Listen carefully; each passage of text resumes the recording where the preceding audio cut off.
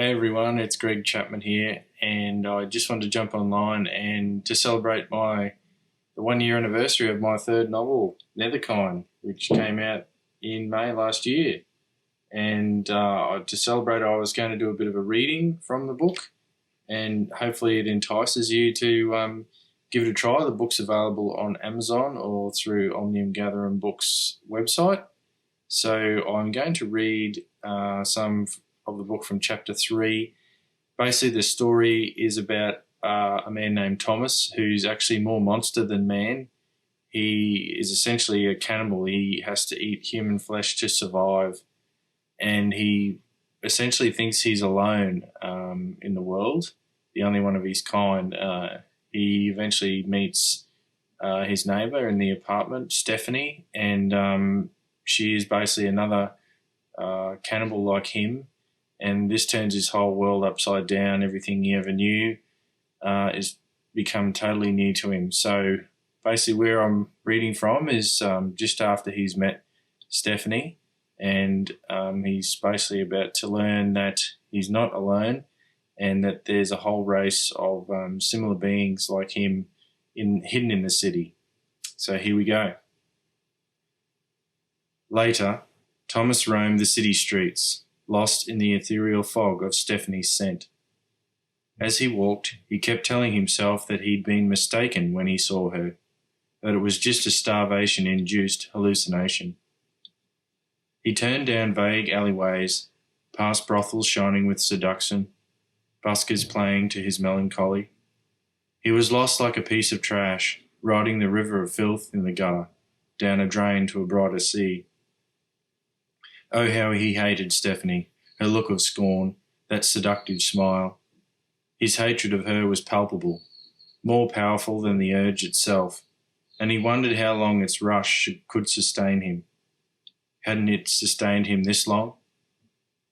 The sun was falling in a peach-coloured sky, and the scents of the night were emerging, calling to him. The herd was dispersing, venturing to the safety of their homes. They too were creatures of habit, yet they seemed unaware of the fact. There was but a sliver of difference between he and humanity, Thomas realised. Only the smallest tone of skin separated them. He tried to clear his mind of Stephanie. Why would she set foot in the city after all this time? He saw her in his head, stealing his seed, leaving him wanting. Has she come back to taunt me? He shook the concept from his head and concentrated instead on prospective meals coming in and out of a bookstore. How the humans loved escape, to fantasize about something, anything other than their mundane lives. They knew nothing of life and its desires, Thomas realised. They should walk a day in my shoes. They should walk a day in my skin. In a way they did when he devoured them. His thoughts of Stephanie waning, the urge returned in full force, like a vice around his throat. He had to settle for the first meal he came across. The cover of night was falling like a curtain now, granting the flesh a sanctuary, a place to watch and make his selection. A man, aged about 30, exited the door of a video store, waving his goodbyes to his fellow workers. Undoubtedly he was thinking of the night ahead, the eve of the weekend when humans indulged in frivolity and fornication, the closest thing to true fantasy they could manage. The man was enticing enough, plenty of meat on his bones, no sign of affliction. The choice made, Thomas began the chase. Thomas walked behind him, hooked on his fragrance. He could almost see it, like the shaft from a lighthouse piercing the night. The man had no idea Thomas was stalking him.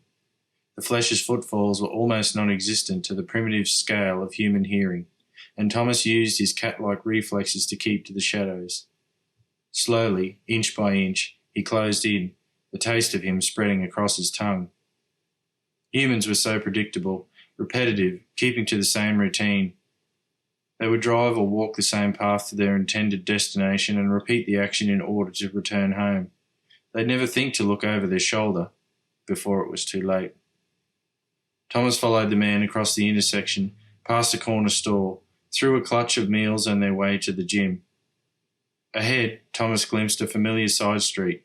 and access to the rear of a laundromat, rarely occupied, the perfect killing field. The man was just yards from him now. Thomas quickened his pace, gliding from shadow to lengthening shadow, the dark of night swelling in his wake. He darted closer and closer and reached out to touch the man's jacket, his fingertips virtually touching the creamy fat of his body beneath. Then he was gone, abruptly snatched away by another pair of hands. The hands had come from out of the darkness of the alley, sliding with precise dexterity around the man's throat, snatched right before Thomas's eyes. Thomas, his mouth agape, rounded the corner of the alley to find his intended prey struggling in the grip of another attacker, dragged deeper into the blind alley. Thomas tried to see reason in what was occurring before him. Was he witnessing a burglary? A murder? The drooling wet snarl he heard next dismissed his notions in an instant. This wasn't a mugging. The fear in the man's eyes told of a far worse horror. Thomas had seen the same look of terror countless times before, during countless meals. Thomas saw teeth in the man's throat, inch-long fingernails stripping the sleeves from his coat. The man was about to be eaten alive by another flesher. So that's it. That's basically Thomas coming to discover that he is not alone and that there are other fleshers like him in the city. So that was a reading from my third novel, Netherkind. As I said, it's available on Amazon and Omnium Gathering Books, and I hope you consider picking it up. Thank you.